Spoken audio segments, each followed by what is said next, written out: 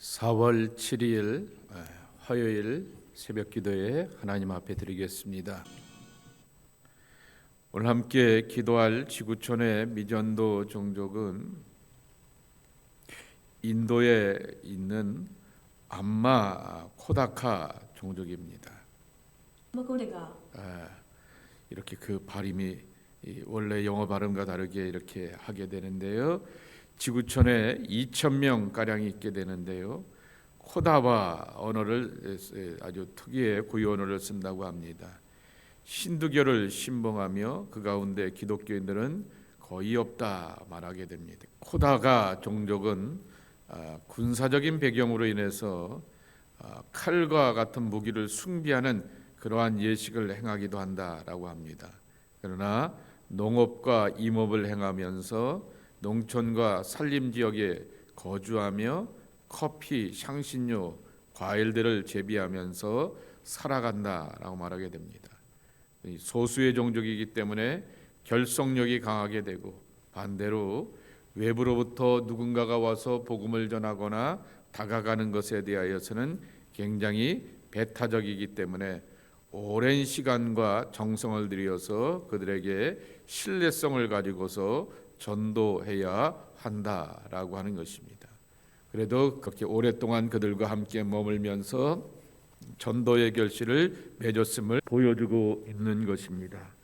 인도 남부 지역에 거주한다고 하는데 인도에 있는 크리스찬들이 이 종족을 향하여서 다가가서 전도할 수 있도록 위해서 기도해 주시고 또 복음의 결실이 맺어갈 수 있도록 코다가 족속을 위해서 기도해 주시기 바라고, 그들의 언어인 코다바 언어로 신약 성경만 번역이 되어 있다고 합니다. 그래서 온라인 성경은 가능하지만은 예수님의 영화는 볼 수가 없고 언어로 볼 수가 없고 오디오 설교는 들을 수 있다고 합니다. 감마 코다가 족속을 기억하시고 기도해 주시기 바랍니다. 요한복음 21장 1절서부터 14절까지의 말씀입니다.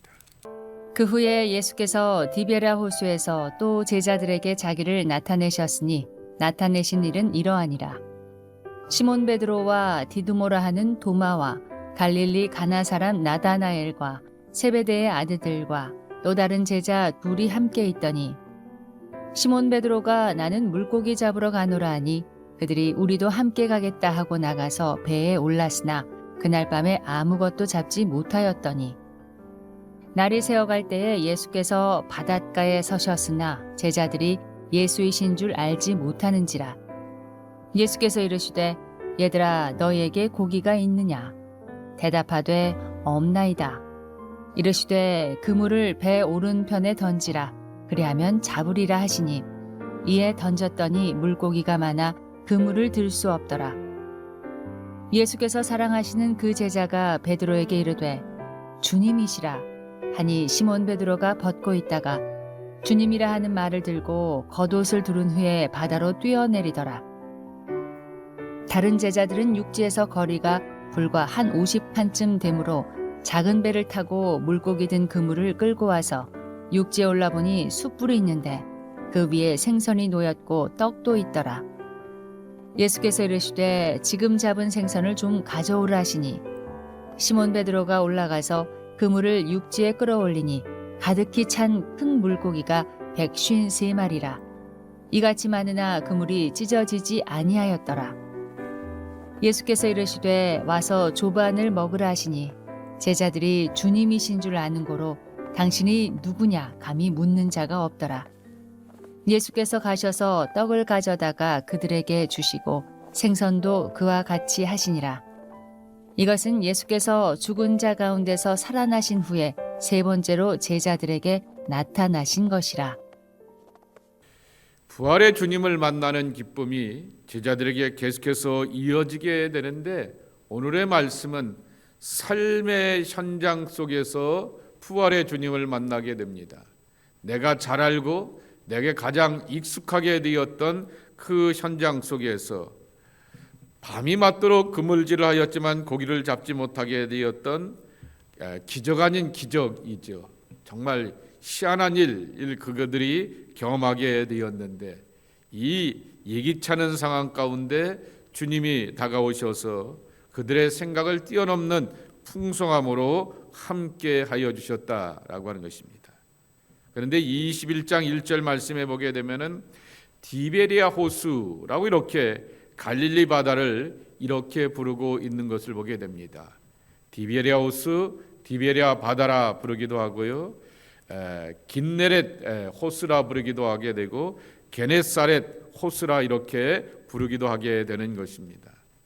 갈리 지방에 이렇게 수도가 되는 것이 디베리아이기 때문에 그것을 두르고 쓰고 있는 그러한 지역이라고 하여서 이렇게 디베리아 바다라고도 이름을 붙였다라고 하는 것입니다. 나타내셨다라고 하는 말이 1절에 보게 되면 두 번씩이나 반복하여서 나타나게 되는 것입니다. 나타냄입니다. 현현이라고 말할 수도 있고요, 임재라고 말할 수도 있고요, 찾아오심이라고 말할 수도 있을 것입니다. 중요한 사실은 내 삶에 부활의 주님이 찾아와 주시고 나타내 주시고 또한 드러내 주시고 임재해 주셔야지만 진정한 회복이 있다라고 하는 것입니다. 여러분, 여기서 의문을 가져야 될 것이 있습니다. 2절에 보게 되면은 시몬 베드로 1명, 디두모라고 하는 도마 2명, 나다나엘 3명, 세베대의 아들 야고보와 요한 둘 합치면 5명, 또 다른 제자 둘 7명입니다. 7명이 함께 있더니 시몬 베드로가 나는 물고기를 잡으러 가노라 하매 그들이 우리도 함께 가겠다 하고입니다. 근데 문제가 되는 것이 뭐냐면 부활의 주님을 이미 이 사람들이 다 만났다라고 하는 사실입니다. 요한복음 20장 말씀에 보게 되면은 문을 닫아놓고 이렇게 두려워 떨고 있게 되었던 그들에게 주님이 다가가여 주셔서 너희에게 평강이 있을지어다 라고 말씀하시면서 샬롬 샬롬 샬롬 3번씩이나 샬롬의 그러한 평강을 그들의 삶의 한가운데 서서 말씀하여 주신 다음에 성령을 받으라 말씀하셨고, 아버지께서 나를 보내신 것처럼 나도 너희들을 세상으로 보낸다라고 말씀하여 주시면서 나의 부르심과 사명으로 살라라고 하는 그 사명을 받았습니다. 게다가 그 다음에 20장 24절 말씀해 보게 되면은 도마 같은 경우에는 야 나는 예수님 그 손자국 못자국 난 손과 그리고 또한 옆구리를 확인하지 않고는 부활의 주님을 못 믿겠어라고 말하니 친히 그 앞에 나타나게 되시면서 그렇게 보여주시게 되었고 그 장면들을 제자들이 함께 지켜보게 되었다라고 하는 것입니다. 그러면 몇 번이나 이렇게 부활의 주님을 만났음에도 불구하고 왜 7이나 12 가운데 가룟 유다를 제거하고는 4명을 제외하고는 이렇게 7이나 되는 제자들이 옛날로 돌아갔을까입니다. 베드로가 3절에 나는 물고기 잡으러 가자 그랬더니 나도 하면서 따라야 될 것이 아닌 것에 따라가게 되는 그러한 모습이었을까라고 하는 것입니다. 창피하기도 했겠죠. 물론 우리가 잘 알듯이 창피하기도 했겠죠. 주님을 향하여서 부인하게 되었던 그 부끄러움도 있게 되었을 것입니다. 그러나 이미 주님은 그들에게 나타나 주시게 되면서 평화를 말씀하셨고 두려워하지 말라라고 말합니다.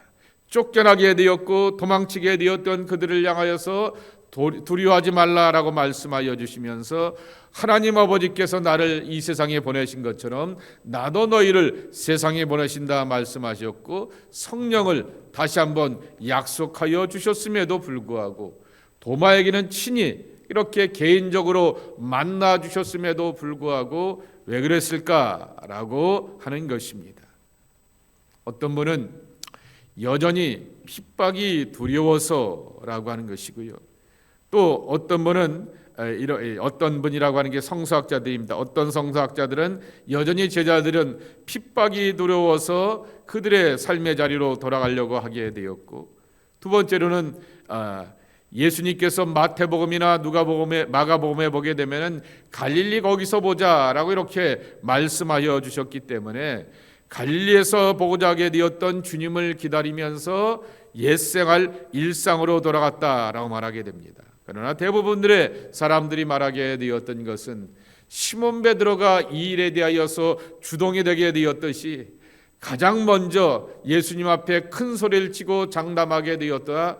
너는 누구보다도 부끄러움과 수치를 경험하게 되었던 사람이 베드로였기 때문에 그 여전히 그 안에 있는 씻을 수 없는 수치와 부끄러움이 그에게는 다시금 바닷가로 돌아가게 되며 옛날로 돌아가게 되는 것을 경험하게 된다라고 하는 것입니다.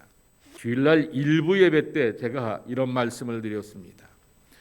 부활로 산다라고 하는 얘기는 예수님께서 부활하셨다라고 하는 것은 이전의 몸으로 복원됐다라고 하는 것이 아니라 온전한 하나님의 온전한 모습으로서 이렇게 부활하셨다라고 하는 것입니다.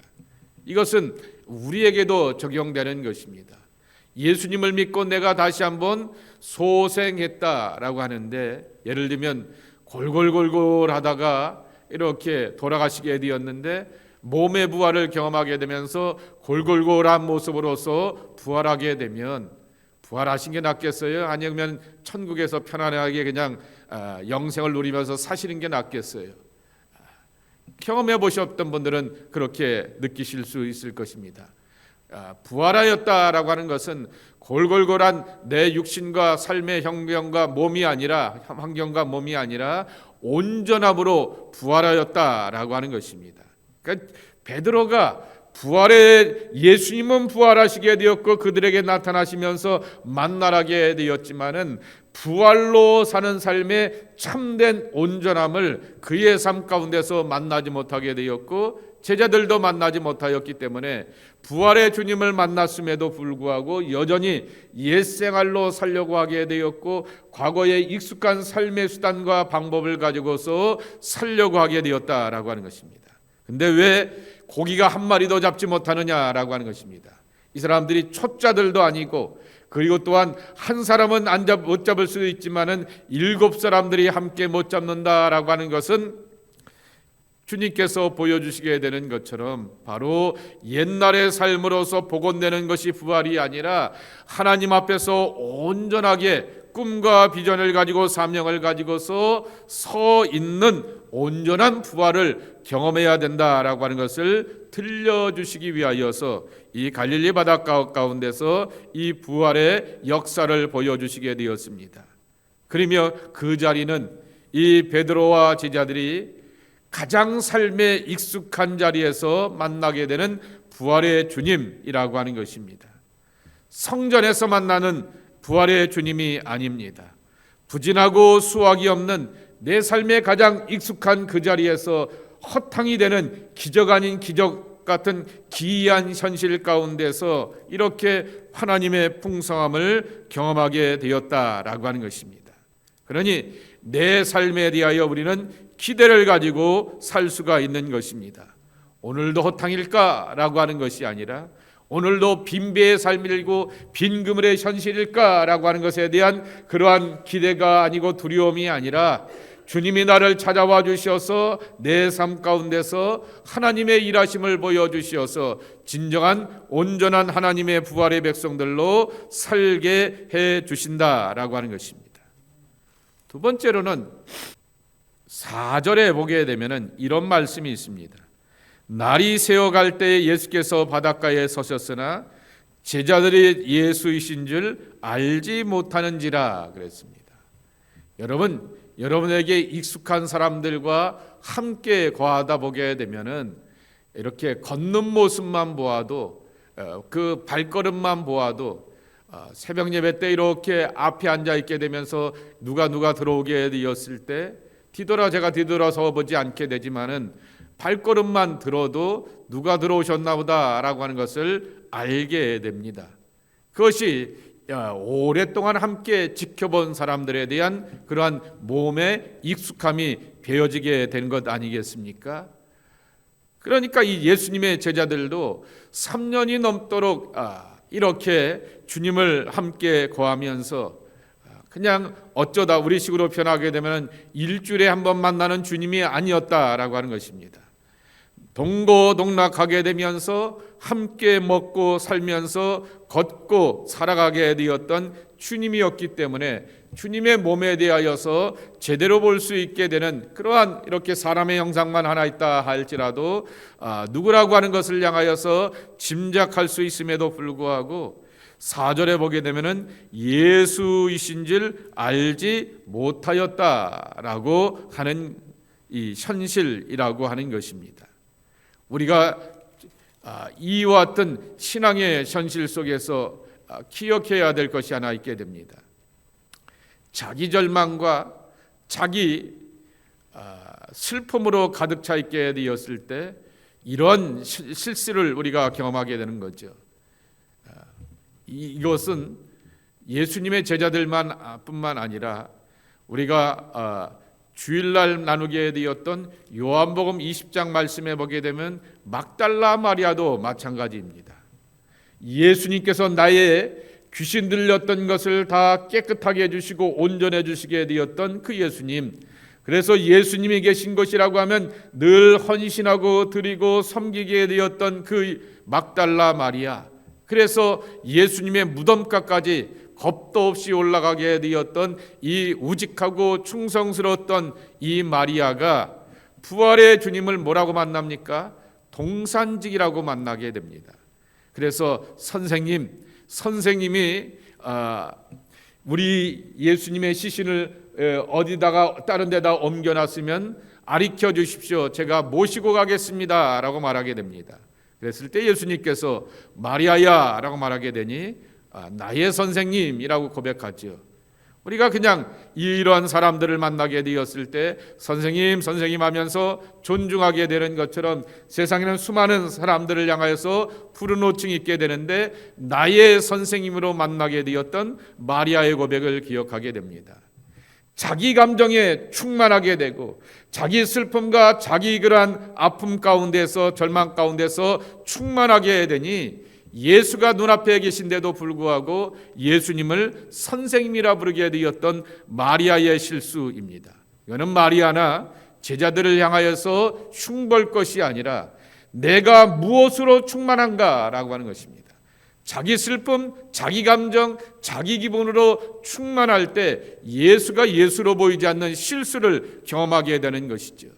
내 생명을 걸고 내 삶을 회복시켜 주시며 내 미래가 되시는 하나님의 메시아를 향하여서 제대로 알아보지 못하게 되었던 이 실수가 제자들과 막달라 마리아에게도 보이게 되었다라고 하는 것입니다.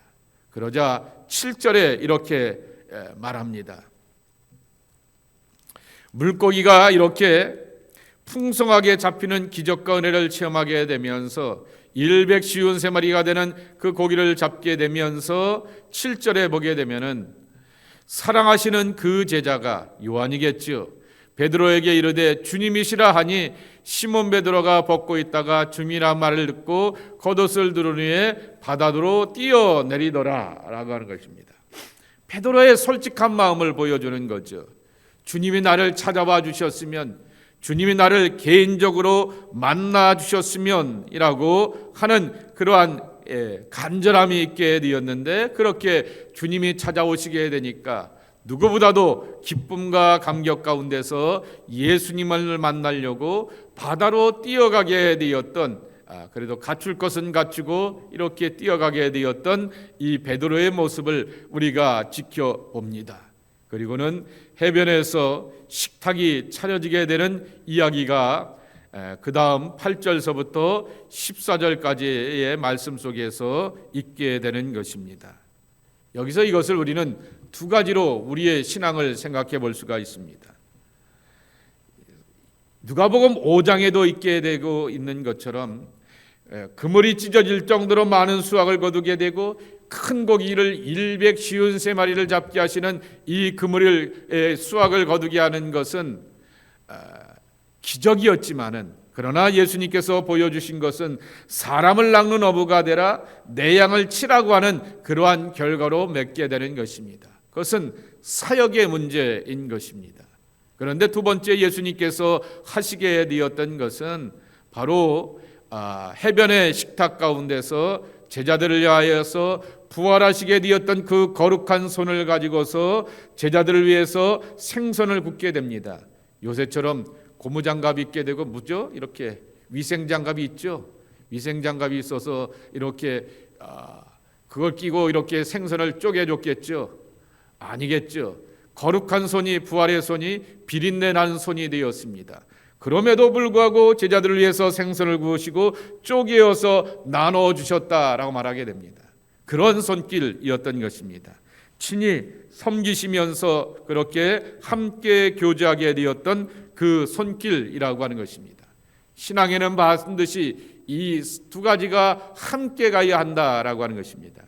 내 양을 먹이라 말씀하셨고 그리고 사람을 낚는 어부가 되게 하리라 말씀하시게 되었던 것처럼 우리는 주님을 만남으로 말미암아 사역하면서 내 힘이 아닌 내 수단과 방법이 아닌 하나님의 일하심을 보게 되면서 내 기대와는 다르게 또한 수확과 열매와 결실을 거두게 하시는 하나님의 손길을 만나는 것이 우리가 경험하는 사역의 자리가 되어야 한다라고 하는 것입니다.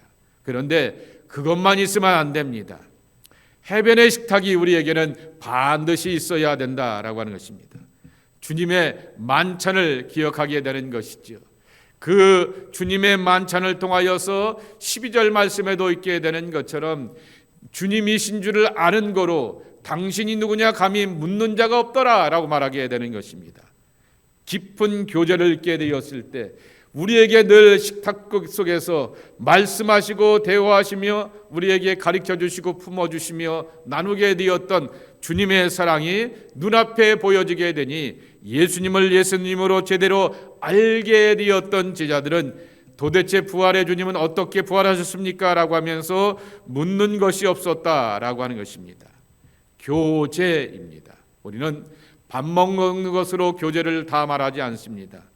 창세기 1장서부터 삼위일체 하나님께서 우리가 우리의 형상대로 사람을 함께 만들어 봅시다 라고 하게 되면서 하나님께서 하나님의 코이노니아를 이뤄가시게 되었던 것처럼 우리에게 필요한 것은 바로 교제인 것입니다. 교제를 위해서 우리는 예배가 필요합니다. 교제를 위해서 우리는 묵상의 자리가 필요하게 되고요, 말씀을 보는 자리가 필요하고요, 기도의 자리가 필요하고요, 그리고 새벽 예배가 필요하게 되었던 것은 교제라고 하는 것입니다. 이것이 함께 연결되게 되었을 때 진정한 온전한 사역이 된다라고 하는 것입니다. 건강한 신앙은 바로 여기서부터 경험되게 되는 것이죠.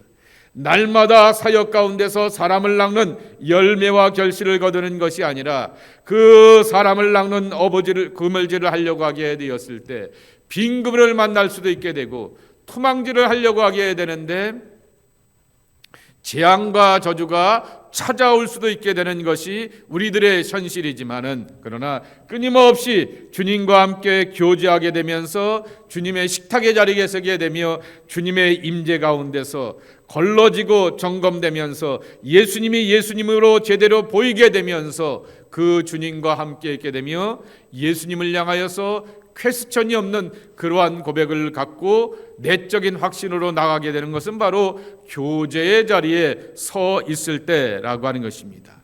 이러한 건강함이 주님께서 이 해변의 식탁 가운데서 제자들과의 함께 나눔인 것을 기억하면서 여러분들에게 이러한 축복이 있기를 축원합니다. 사람을 낚는 그렇게 수확과 결실을 거둘 뿐만 아니라 해변의 식탁 가운데 초대받아서 말씀의 떡을 나누게 되고 그리고 사랑의 풍성함을 내 안에 누려가게 되면서 영혼의 풍성함 가운데서 삶의 자리 가운데서 감당하며 승리하는 기쁨을 누려가는 하나님의 사람들 되기를 주님의 이름으로 간절히 축원합니다.